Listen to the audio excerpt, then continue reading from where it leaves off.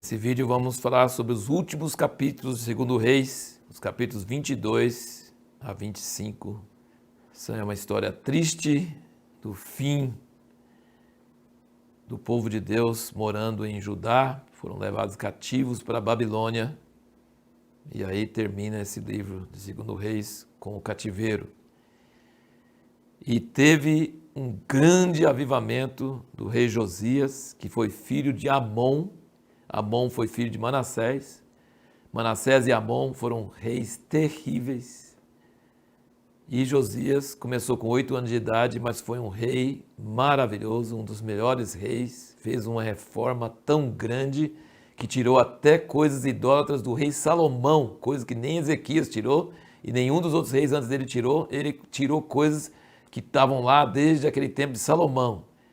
E o que despertou ele para isso foi que acharam o livro da lei na casa de Deus. A casa de Deus estava tão abandonada, 55 anos de Manassés e 2 anos de Amon, 57 anos sem nada, e o livro da lei, ele mandou limpar a casa de Deus e acharam o livro da lei, leram e choraram, e depois levaram para o rei e ele ficou atônito, porque ele sabia que aquelas palavras estavam trazendo juízo, maldição. Ele sabia que Levítico, Deuteronômio, aquelas palavras de Moisés, significava que Deus estava muito irado, porque todas as coisas que tinham sido feitas iriam trazer a ira de Deus, e mandou consultar a profetisa, e a profetisa falou, sim, vai acontecer, mas como o rei que mandou vocês teve temor de mim, não vai acontecer nos dias dele.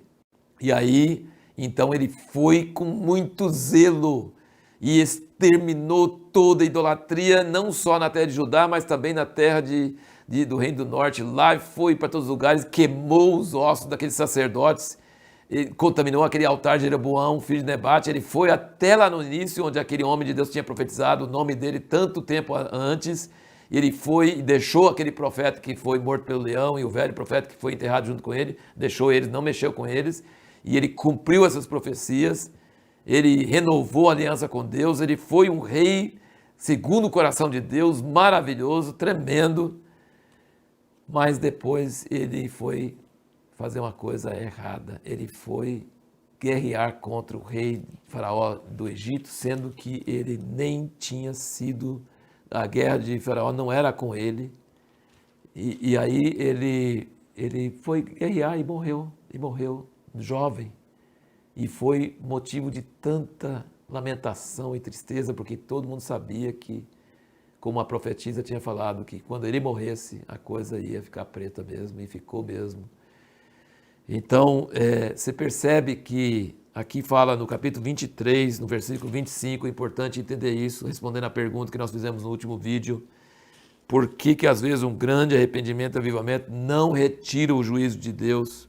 Aqui no capítulo 23, versículo 25, diz, ora, antes dele não houve rei que lhe fosse semelhante, que se convertesse ao Senhor de todo o seu coração, de toda a sua alma, de todas as suas forças. Vê quantas vezes essas palavras aparecem, gente, é coisa tremenda. Conforme toda a lei de Moisés, e depois dele nunca se levantou outro semelhante. Todavia o Senhor não se demoveu do ardor da sua grande ira com que ardia contra Judá, por causa de todas as provocações com que Manassés o provocara. E disse o Senhor, também ajudai de remover diante da minha face, como removi a Israel, e rejeitarei essa cidade de Jerusalém que elegi, como também a casa da qual eu disse estará ali o meu nome. Você pode perceber que durante todos os livros de 1 Reis e 2 Reis, fala sempre que Deus tinha amor a Davi, a Jerusalém e a casa que ele tinha construído. E por mais coisas ruins aconteceram, ainda tinha a casa, tinha a cidade de Jerusalém e tinha a linhagem de Davi. E isso aqui é uma tristeza muito grande, que Deus pegou a casa que era chamada pelo nome dele e deixou destruir. E Deus pegou a cidade que ele amava, Jerusalém, e deixou destruir. E pegou a linhagem de Davi que ele amava e deixou destruir. Que coisa triste. Tem um livro na Bíblia todinho chorando sobre isso. Chama-se Lamentações. É uma coisa que causa muita tristeza para a gente, com certeza para Deus. Ele preservou enquanto pôde, mas chegou a hora que não podia preservar mais. e ele permitiu que a casa e a cidade e a linhagem de Davi fossem tirados da sua presença. Perdeu-se o sinal de Deus na terra. Foi lamentável, triste.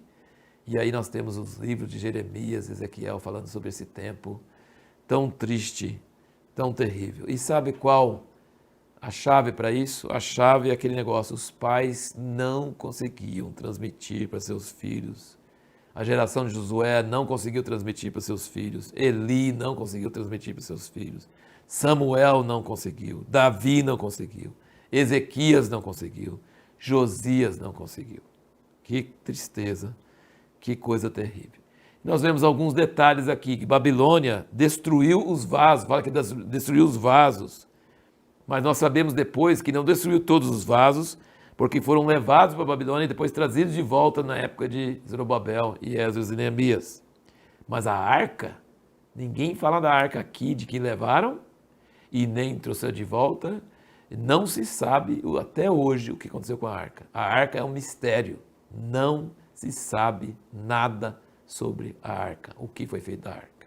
Sempre quando fala da restauração, fala dos vasos, mas a arca não se sabe onde foi parar. E é interessante observar também que a linhagem de Zedequias, que era filho de Josias, foi exterminada.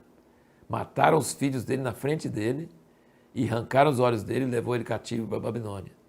Então, a linhagem de Jesus, que viria de Davi, teve que ser preservada por outro filho de Josias. Outro filho de Josias que pôde dar sequência para a linhagem de Davi, que nós vamos ver no Novo Testamento, que a linhagem de Davi foi preservada, mas nunca mais teve um rei em Israel depois de Zedequias. Depois de Zedequias, acabou, nunca mais teve rei. Voltaram com Neemias, mas não tinham rei. E a primeira vez que volta a ter um rei, mas também não foi reconhecido e não agiu como rei, foi quando Gabriel fala com a Virgem Maria, ele fala com ela, ele vai sentar no trono de Davi, seu pai. E quando ele estava na cruz foi escrito, Rei dos Judeus. Então, ainda depois de Zedequias, nunca mais teve um rei. Mas o rei veio quando Jesus veio, só que ele não reinou ainda. Ele vai voltar e ele ainda vai reinar. A pergunta que nós vamos procurar responder no próximo vídeo é, por que é necessário ler as genealogias da Bíblia? Tem algum proveito ler esse tanto de nome difícil? Você vai perceber isso nos primeiros capítulos de 1 Crônicas. Você vai ver como é cansativo até ler esses nomes. E a pergunta é, por que adianta? Por que a gente deve ler esses nomes?